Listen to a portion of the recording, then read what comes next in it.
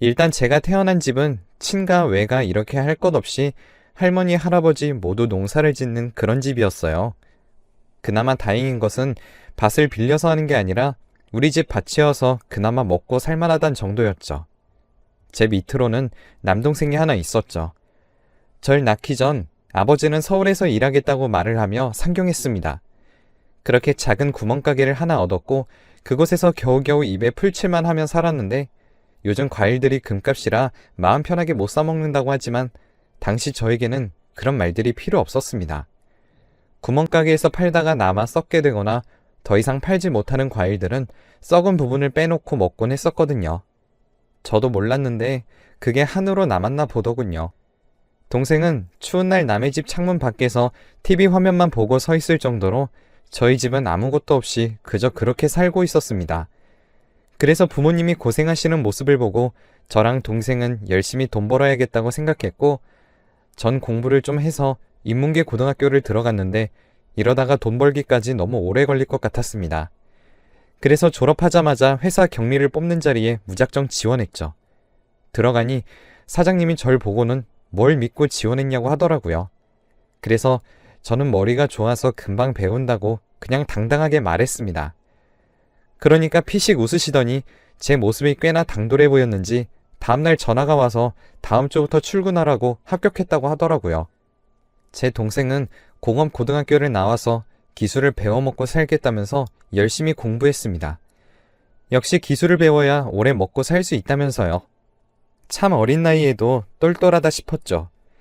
그렇게 전 꽤 큰 회사의 경리로 들어갈 수 있었고 아무것도 모르다 보니 초반에는 배우는데 정말 많이 혼나고 깨지고 야근은 밥 먹듯이 했습니다. 하지만 그렇게 몇 개월이 지나니 이제 저도 제 밥그릇 정도는 챙길 수 있을 정도가 되더라고요. 그때 저와 함께 배우던 동기와는 그야말로 자매 같은 절친이 되어 있었습니다. 아무래도 매일 아침 일찍 출근해서 보고 밤 늦게까지 함께 야근하고 그렇게 하루 24시간 중에 15시간 이상을 보니 친자매가 있다면 혹시 이런 기분일까? 라는 생각이 들 정도로 저희는 가까워지게 되었고 친했습니다. 그렇게 시간이 흘러 저에게도 후배가 생겼을 정도가 되었는데요. 그 후배는 제가 신입으로 일을 시작했을 때와는 달리 뭐든지 척척 알아서 잘 처리하고 제가 도와줄 일이 거의 없이 편했습니다. 그 모습을 보면서 제 사수였던 윗선배에게 저 가르치느라 고생했다면서 농담을 던지니 그걸 이제 알았냐고 웃을 정도였죠. 모든 사람들이 새로운 일 잘하는 신입 경리를 좋아하고 점점 더 많은 일들을 시키게 되었습니다. 저도 막내를 벗어나니 좀 여유로워지더군요. 그렇게 저도 연애라는 것을 시작하게 되었죠. 회사의 대리직을 맡고 있는 사람이었는데 주변의 평판도 좋고 키도 크고 얼굴도 잘생긴 사람이었어요. 게다가 일도 잘해서 앞으로 승승장구할 거라고 좋은 사람 만난다며 주위에서 부러움도 샀습니다. 거기에 회사가 너무 보수적이라서 복장만이라도 규제를 풀어달라는 저의 건의사항을 사장님이 받아들여 주셨고 그 일을 계기로 남자 직원들도 저한테 고맙다고 하더군요. 사장님도 절 눈여겨봐 주셨고 얼마 후 성과금까지 받아서 친자매 같은 동기가 부럽다 장난으로 저에게 시기할 정도로 즐거운 때였죠. 그날도 남자친구와 회사에서 조금 떨어진 곳에 맛집에서 데이트를 하는데 제가 지갑을 책상 위에 두고 온 것을 알게 되었어요. 집으로 가기 위해서는 돈이 필요하기 때문에 마지못해 회사로 다시 돌아가려는데 남자친구가 버스비를 줄 테니 늦었는데 그냥 가라고 하더라고요. 그런데 왠지 회사로 돌아가 봐야 할 것 같은 느낌이 들었습니다. 그래서 남자친구에게 회사도 가깝고 경비도 있을 테니 걱정 말고 들어가라고 했습니다. 그는 걱정이 되니 안 되겠다고 말하면서 함께 회사로 향했고 자기가 올라가서 지갑을 가져올 테니 이곳에서 기다리라고 하더라고요. 지갑이 어디 있는 줄 알고 그러냐고 제가 다녀오겠다고 했습니다. 그렇게 제 자리로 갔는데 저는 충격적인 장면을 보고 말았습니다. 후배가 제 자리 컴퓨터로 뭔가 하고 있었기 때문이죠. 제가 온 것을 보니 당황해하는 그 모습에 이상하다 싶어 뛰어가서 보니 세상에나 제 컴퓨터로 회사 자금을 횡령하고 있었던 것이었습니다. 저는 그 즉시 선배에게 전화를 걸어 지금 일을 말하려 했지만 남자친구가 제 손을 막는 것이 아니겠어요? 그래서 매우 당황했죠. 그리고는 왜 다시 오려고 했냐고 자기가 돈을 빌려준다고 했을 때 그냥 받아서 갔으면 이런 일 없었을 것 아니냐고 하면서 그제서야 두 사람이 짜고 돈을 횡령하려 했다는 것을 알 수 있었죠. 두 사람이 절 어딘가로 데리고 이동하는데 다행히도 경비가 그 장면을 발견할 수 있게 되었고 두 사람은 급하게 도망을 쳤어요. 저는 경비에게 전화를 걸어야 한다고 말하면서 바로 선배에게 전화했습니다. 제 전화에 회사는 발칵 뒤집혔습니다.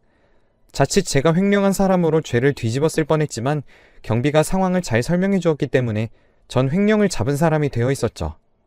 도망간 두 사람은 얼마 가지 않아서 경찰에 잡혔습니다. 저는 이 공을 인정받아 승진했고 연봉도 꽤 많이 오르게 되었어요. 하지만 회사에서 제가 지나갈 때면 남자에게 속아 큰일 당할 뻔한 여자로 낙인이 되어 있어 그 회사에 있는 것이 괴로웠죠. 그나마 위안이 되는 것은 저와 친자매처럼 지내던 동기였습니다. 조금도 변함없이 저와 같이 밥 먹고 차를 마시며 전과 다름없이 대해주었거든요. 하지만 동기에게는 미안하게도 점점 불어가는 소문에 저는 퇴사를 결심하게 되었습니다. 사장님께서는 그런 저를 안쓰럽게 여기시면서 시작한 지 얼마 안 된 회사 사장이 있는데 비전도 좋고 거기서 사람을 구하니 가보라고 일자리를 주설해줬고 그곳에 다니게 됐습니다. 동기는 일 잘하는 네가 왜 그만둬야 하느냐고 저에게 말했지만 고맙다는 말만 할 수 있었죠. 그 이후로도 동기와 가끔 만나 이런저런 말을 하면서 요즘 말로 힐링을 할 수 있었습니다. 때론 연말 같은 경우에는 손님 모자라 선배에게서 도움 좀 달라고 요청이 올 때도 있었는데 다행히 제가 일하는 회사는 작은 회사라 금방 끝낼 수 있었고 사장님들끼리 아는 사이라서 도와주고 일당을 받을 수도 있었습니다. 전에 다녔던 회사에 가면 모두들 알아보고 잘 지내냐 해주는 게 고마웠죠. 그렇게 3년 정도 이곳에 다니다 보니 제 회사도 점점 커지고 직원들도 많아지게 되었고 꽤 커다란 사무실로 옮겨 이제는 제법 회사라고 할 만한 크기가 되었죠. 정말 작은 회사에서부터 이곳에 있어서 그런지 제 회사가 성장하는 모습을 지켜보는 것 같아서 뿌듯하다는 생각이 들기도 했습니다. 물론 제 월급도 올랐지만요. 평소처럼 월말 월초 지옥의 구간을 끝내고 제 스스로에게 선물을 주기 위해서 칼퇴근을 하고 쇼핑을 하려던 찰나 사장님이 절 불렀습니다. 그리고는 저녁을 같이 먹자고 하더라고요. 저는 저녁은 부담스러우니 나중에 점심을 드시는 건 어떻겠냐고 물었고 사장님은 내일 점심에 같이 먹자고 그렇게 약속을 정하고 마무리했습니다. 다음날 점심을 먹는데 좋은 곳을 안다면서 절 한정식 집에 데리고 가는 게 아니겠어요? 너무 비싼 것 아니냐고 하니까 걱정하지 말라고 하시면서 맛있게 먹어주라고 하더라고요. 이런 상황이면 어쩔 수 없이 먹어야 하기에 맛있고 즐겁게 먹자고 생각하면서 사장님과 이런저런 이야기를 나누었습니다. 생각보다 이야기가 잘 통했죠.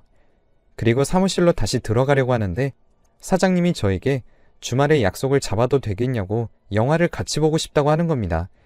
그래서 제가 뭘 잘못 들은 것 같다는 표정으로 바라보니 열심히 일하고 늘 웃으면서 일하는 모습에 좋아하게 됐다고 저에게 고백해왔습니다. 하지만 제겐 잊히지 않는 트라우마가 있었죠. 그래서 거절했습니다. 못 들은 것으로 하겠다고 하자 절 붙잡으면서 과거에 저한테 어떤 일이 있었는지 알고서 말하는 거라고 자기는 그렇게 절 속이는 일을 절대 하지 않을 거라고 하시면서 자신을 믿어달라고 간절하게 말하더라고요. 그 모습에 마음이 흔들려 주말에 만나 데이트를 하기로 했습니다. 그렇게 몇 번 만나 시간을 보내니 사장님은 참 좋은 사람이었습니다. 늘 제게 사랑을 아낌없이 표현하고 절 우선시해주는 그런 사람이었죠. 그런 모습에 결국엔 연애를 시작했습니다. 다시 연애를 시작한다는 소식을 가장 먼저 알려준 사람은 바로 제 전 직장 동기였습니다. 제 말에 당장 약속을 잡고 만나자마자 누구냐고 절 달달 볶아댔죠. 그래서 제가 우리 회사 사장님이라고 말하자 깜짝 놀라며 잘 됐다고 해주었습니다. 제 연애 소식에 그럼 앞으로는 만나는 걸 좀 자제하고 연애에 집중하라고 이제 결혼만 하면 되겠다는 동기의 말에 그 뒤로 점점 만나는 횟수가 줄어들게 되었고 어쩌다 보니 결국 연락이 끊기게 되었습니다. 저는 그 이후 사장님이랑 결혼을 하게 됐고 사모님이 격리를 보게 할 수 없다는 남편의 만류에도 거절하고 계속해서 격리를 맡아서 했습니다. 이듬해 가을 너무나 사랑스러운 쌍둥이 자매가 제 품 안으로 들어왔습니다. 그런데 한 아이가 영양을 제대로 못 먹어서 그런지 동생인 아이는 태어나자마자 인큐베이터에서 자라야만 했죠. 그래서 그런지 아이는 계절마다 잔병 치레가 많았습니다. 소아과에 하도 자주 가다 보니 딱 제 얼굴만 보고도 누구 어머니라고 간호사들이 알아볼 정도였으니까요. 그게 참 속상했습니다. 건강하게 낳아주지 못해 미안했죠. 그렇게 늘 병원에 갈 때마다 속상하던 어느 날, 인연은 참 쉽게 끊기질 않는 것인지 병원에서 6년 만에 동기를 만났습니다. 만나자마자 반가워서 서로 안고 반갑다 반갑다를 연신 떠들어댔죠. 병원이 아니었으면 더 소란이었을지도 모르죠. 동기도 제가 결혼한 해에 결혼했다고 했습니다. 그리고 연년생으로 딸 하나 아들 하나 이렇게 낳았다고 하면서 지금 딸아이가 감기에 걸려서 여기 왔다고 하더라고요. 다시 연락이 닿은 김에 꼭 만나서 이야기를 하자고 하니 안 그래도 요즘 답답해서 힘들었다며 만나자고 하더라고요. 저희는 미룰 것도 없이 다음날 애들을 유치원에 보내고 카페에서 만나 수다를 떨기 시작했습니다. 그런데 동기의 인생은 참 어려웠습니다. 동기는 소개를 받아서 한 식당의 사장님과 결혼했는데 맛집으로 TV에도 나오고 유명한 곳이었다고 했죠. 그렇게 돈을 벌자 남편이 갑자기 술과 여자에 빠져서 헤어나오질 못했고 식당 주인이 제정신이 아니니 식당도 점점 망했죠. 동기가 일도 그만두고 어떻게든 해보려고 했지만 결국 실패했고 끝내 이혼을 하게 되었다고 하더라고요. 지금은 다른 작은 회사의 경력직으로 격리를 맡아서 일을 하고 있는데 월급은 줄었지만 출퇴근이 확실해서 두 아이를 돌보는데 좋아서 괜찮다고 했습니다. 씩씩하게 살아가는 동기의 모습에 저는 힘을 내라고 말하며 종종 이렇게 만나자고 말했습니다. 동기는 웃으면서 그러자 했고 엄마라는 공감대 속에서 계속 연락했죠. 그렇게 쭉 연락을 하다 남편 회사의 격리 자리가 하나 비게 되었어요. 제가 남편에게 친구를 소개해도 괜찮냐고 말했고 그때 그 회사에서 같이 일했던 친구라고 하니 그렇다면 좋다고 해서 제 친구는 그렇게 저희 회사 격리로 들어와서 일을 하게 되었습니다. 전보다 더 월급이 오르자 친구는 더 좋아하면서 제게 연신 고맙다고 열심히 하겠다고 손을 꼭 잡더라고요. 너무 무리하지 말라면서 제가 대신해서 동기의 아이들도 봐주기도 했습니다. 초등학교에 들어가서는 학교가 끝나면 당연한 듯 저희 집으로 와서 같이 저녁까지 먹고 숙제를 하고 있으면 동기와 남편이 같이 퇴근하고 돌아와서 동기는 아이들을 데리고 집으로 돌아가기도 하고 제가 아이들과 같이 놀러가 시간을 보내기도 했죠. 그렇게 시간이 흘러 어느새 애들이 고등학교에 진입하게 되었습니다. 그런데 중학교까지 같은 학교에 다니던 애들이 고등학교에 다른 곳으로 가게 되고 학교가 끝나면 학원을 가게 되다 보니 점점 교류가 적어졌고 저도 아이들을 더 이상 볼 수 없게 되었습니다. 그래도 애들이 대학교에 가게 되면 좀 나아지겠지 생각하면서 기다렸죠. 종종 동기의 이야기는 남편을 통해서 들어왔고 제 안부도 전해준다는 말에 고맙다고 말하면서 애들이 대학교에 가기를 기다렸습니다. 그리고 아이들이 대학교 합격 소식을 알게 되었고 자연스레 동기의 첫째 딸 소식이 궁금해졌죠. 그런데 남편이 제게 묻지 말라고 하더군요. 원하던 대학에 떨어져 재수를 생각하고 있다고 했습니다. 아이들 학교 문제는 예민한 것이기 때문에 연락할 수 없었죠. 그렇게 제 아이들은 인서울에서도 상위권 쪽의 학교를 다니게 되었고 저는 차마 동기에게 계속 연락할 수 없었습니다. 그리고 다음해 봄, 남편이 동기의 딸과 아들이 다 대학에 붙었다고 우리 딸들과 같은 학교라고 했습니다. 그 말에 전 기뻐서 동기에게 연락했고 동기도 고맙다면서 저희는 다시 수다 산미경에 빠질 수 있었죠. 그렇게 애들도 다 키웠다고 생각하면서 지내던 어느 날 갑자기 청천벽력과도 같은 소식이 제게 날아왔습니다. 딸들이 MT를 갔다가 돌아오는 길에 교통사고를 당했다는 소식이었죠. 저는 깜짝 놀라 병원으로 향했고 딸들은 둘 다 아직까지 수술 중이라고 했습니다. 저는 그날처럼 하늘에 간절히 빌고 또 빌었던 날이 없었던 것 같습니다.